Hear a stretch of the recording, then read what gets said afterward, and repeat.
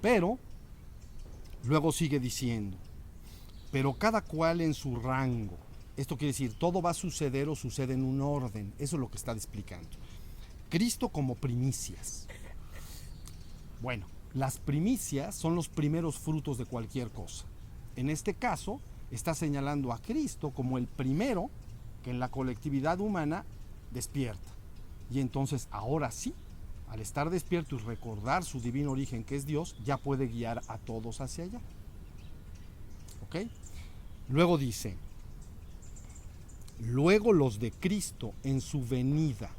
Esto está implicando que entonces Cristo en su segunda venida, ¿no? En su segunda venida, entonces debe despertar a los suyos, a los que le esperan.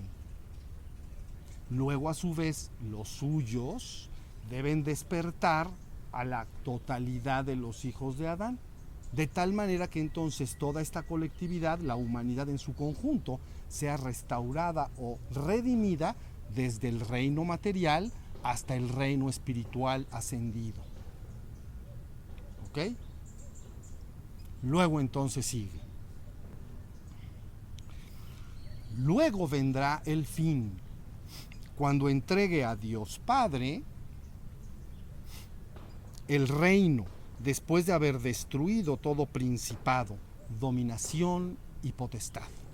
Bueno, lo que está diciendo aquí el autor es, una vez que los hijos de Adán han sido redimidos y restaurados en el reino espiritual ascendido, entonces Cristo, que es esa misma conciencia, debe disolver toda la jerarquía del reino espiritual ascendido, no solo a los principados, dominaciones y potestades, sino a los 9 coros completos del reino espiritual ascendido. Debe disolverlo, porque una vez que disuelve esa jerarquía, entonces puede entregar ya todo al reino divino, es decir, al Padre. Escuchen la frase otra vez. Luego el fin, cuando entregue a Dios Padre el reino, después de haber destruido todo principado, dominación y potestad. ¿Ok? Más las otras 6 coros del reino espiritual ascendido. Todo debe ser disuelto para poderse restaurar a su vez en el reino divino. Muy bien. Luego sigue una frase más adelante que es muy importante. Dice, el último enemigo a ser vencido será la muerte. Esto es muy importante. Miren, lo que está implicando esta frase es que, como ya platicamos en alguna de las semanas pasadas, tanto el reino material como el reino espiritual se les llama el reino de la muerte, porque estos dos reinos por naturaleza son transitorios y mutables. ¿Ok?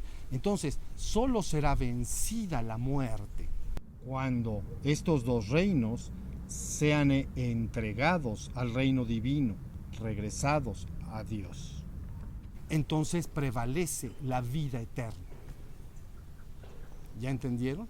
Esto es muy importante. La vida eterna solo permanece y existe en unicidad con Dios en el reino divino. Por eso el último enemigo a vencer será la muerte. Ok.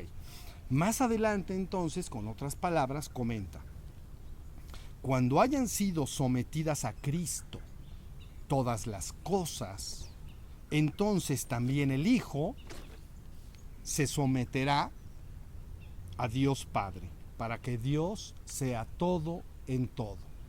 Eso lo que quiere decir es que una vez que todas las cosas sean sometidas a Cristo, lo que quiere decir es que todas ellas, todos los seres del reino material y del reino espiritual, finalmente se tendrán que convertir y fundir en la conciencia de Cristo.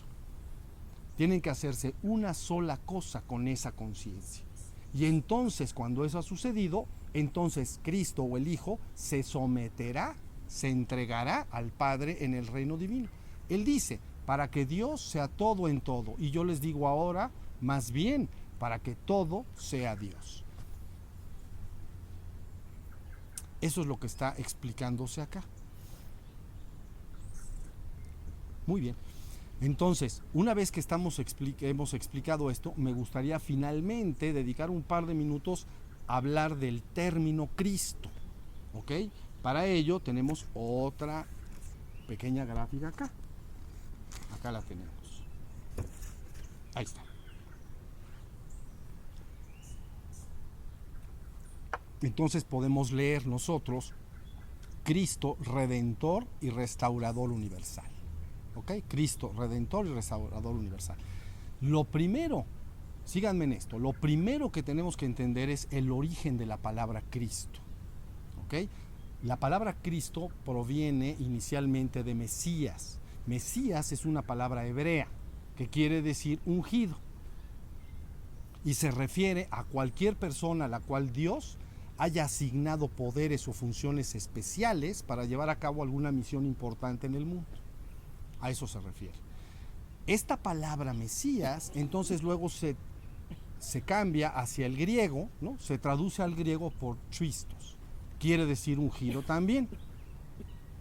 Y entonces, de esta palabra Cristo finalmente deriva el título que nosotros llamamos Cristo.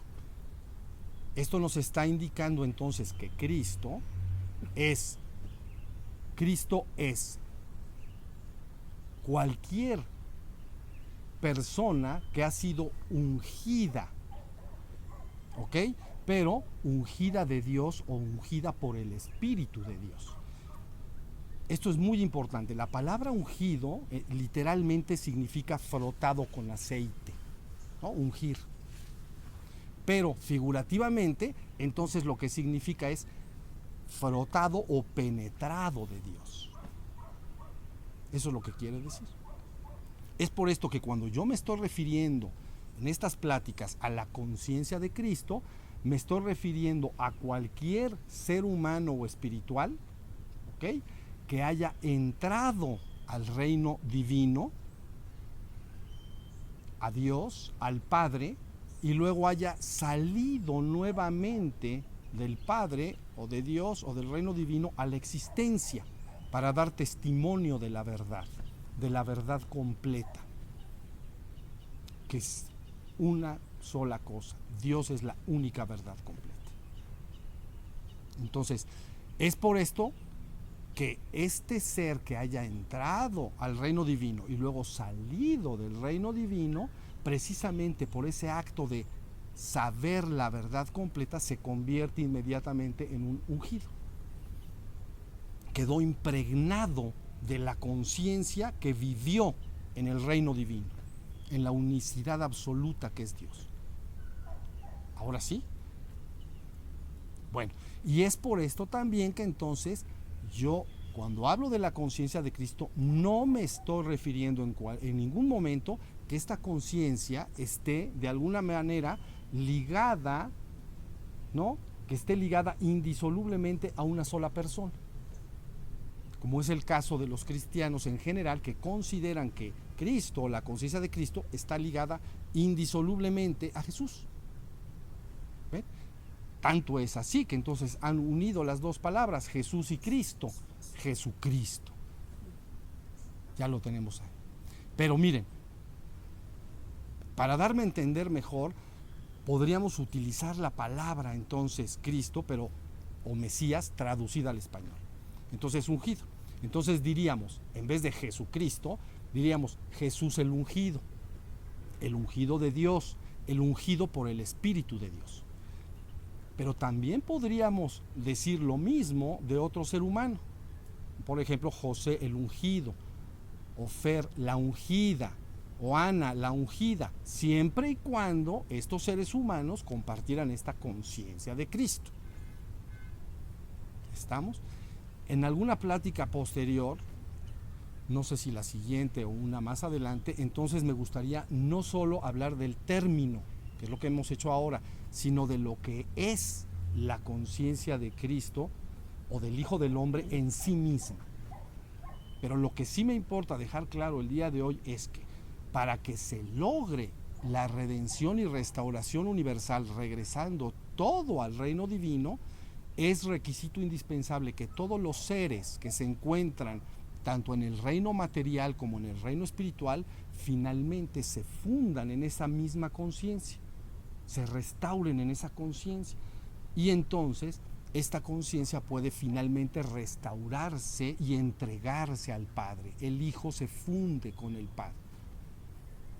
De esta manera se completa finalmente la restauración, la redención o restauración universal. Muy bien. Yo creo que con lo que acabamos de decir hoy debemos poner fin a esta plática.